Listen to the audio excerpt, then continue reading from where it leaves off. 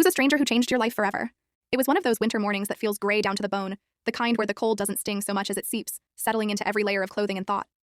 I was 21, recently dropped out of college after realizing I'd spent more time trying to survive than actually learning. My GPA was beyond saving, my savings account had maybe $42 left, and my girlfriend of 2 years had just told me as gently as possible that she couldn't watch me unravel anymore. So there I was, sitting at a nearly empty bus stop at 6:30 a.m., waiting for the number 12 to take me across town to a warehouse where I had an interview for a graveyard shift. The kind of job where your hands do all the work so your mind doesn't have to think too much. I remember my fingers were so cold they hurt. I had gloves, but one had a hole in the thumb. My breath fogged up the cracked glass of the shelter, and I kept staring at it, tracing shapes just to give my hands something to do. That's when an older man shuffled up, leaning heavily on a cane that looked older than both of us.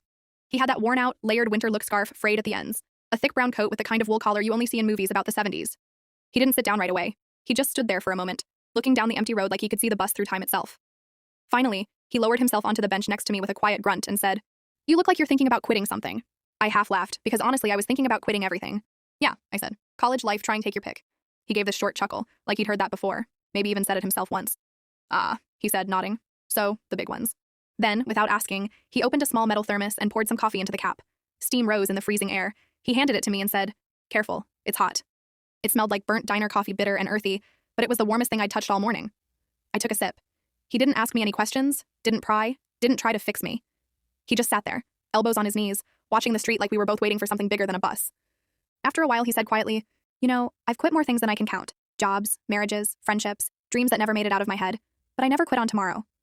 I looked at him, confused. He smiled just the corners of his mouth. "Tomorrow," he said, "is undefeated. It always shows up, even when you don't want it to. So you may as well stick around and see what it brings." We sat there for a while longer, the silence not awkward but heavy in a way that felt kind.